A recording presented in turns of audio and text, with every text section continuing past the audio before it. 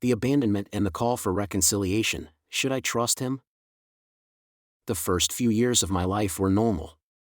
I had both parents, and my younger brother was the apple of our father's eye. As a 10-year-old, I could tell that things were starting to change, but I didn't understand why. My father, once involved in my life, became more distant. The shift started slowly. At first, it was just less time spent with me. He'd come home late from work, tired, and retreat into his own world. It didn't seem like a big deal at the time. After all, I still had my brother to look out for, my friends, and school. Then, one day, my dad sat me down. He told me that my younger brother, only 3 years old, needed more of his attention, and he had to focus on the family. The moment he said those words, something inside me broke. I couldn't understand why I wasn't part of that focus anymore. Slowly, my life with my father faded into memories. My grandma stepped in as my primary caregiver. She took me in, supported me, and provided a loving home, but the pain of abandonment remained. My grandma became my anchor. I stayed with her from the age of 10. She was my comfort and my protector, and I grew stronger under her care. But deep inside, there was always this void. A part of me missed the bond that I thought I would always have with my father. Throughout my teenage years, I struggled with this void. My friends had their fathers to look up to, but I only had the distant memory of mine. It hurt, but I learned to cope. Grandma's love helped, but the pain of not having my father lingered.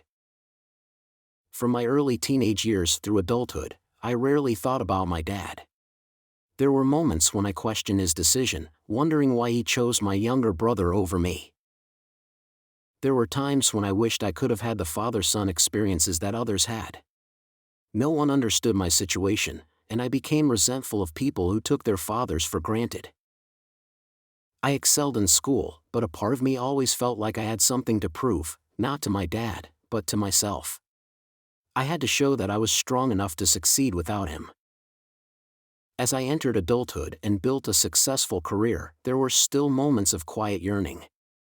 I became good at masking the pain. On the outside, I was confident, driven, and successful. But deep inside, I wondered if my dad ever thought about me. My grandma had passed away when I was 22, leaving me with only my memories of her unconditional love. But she had given me the strength to keep moving forward, and I had created a life for myself. I often thought back to the times I spent with my dad when I was younger, the moments that felt real before he made his choice. At 30 years old, life was good. My career was flourishing, and I was finally feeling like I had a handle on everything. And then it happened, my father called. The voice on the other end of the line was familiar, but distant. He said he wanted to reconnect. He apologized for not being there when I needed him and expressed regret over the years that we lost. At first, I thought it was some sort of joke or prank. I was taken aback. Why was he reaching out now? Was it out of guilt, or had he truly realized the pain he caused? He admitted that he made mistakes and that choosing my younger brother over me was wrong. He said he couldn't explain why he did it, but the regret had been weighing on him for years.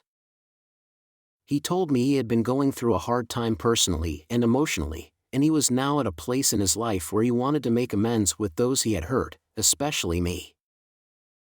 The apology felt hollow, and yet, part of me still wanted to believe it. I was conflicted. Was this his attempt to patch things up, or was it just an attempt to ease his own conscience after all these years?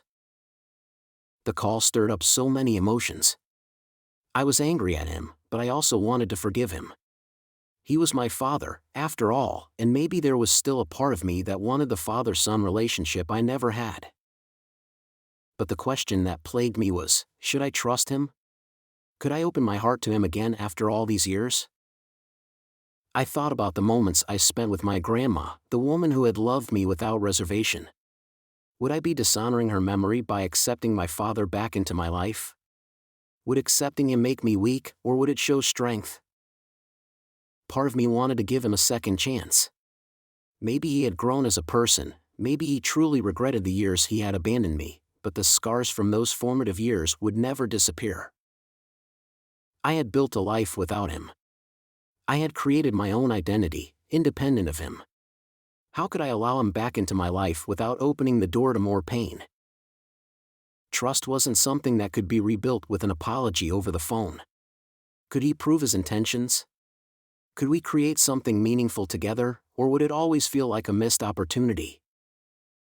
Forgiveness doesn't mean forgetting. It doesn't mean allowing someone to come back into your life without conditions. Forgiveness means accepting that someone has wronged you and choosing to let go of the anger for your own peace.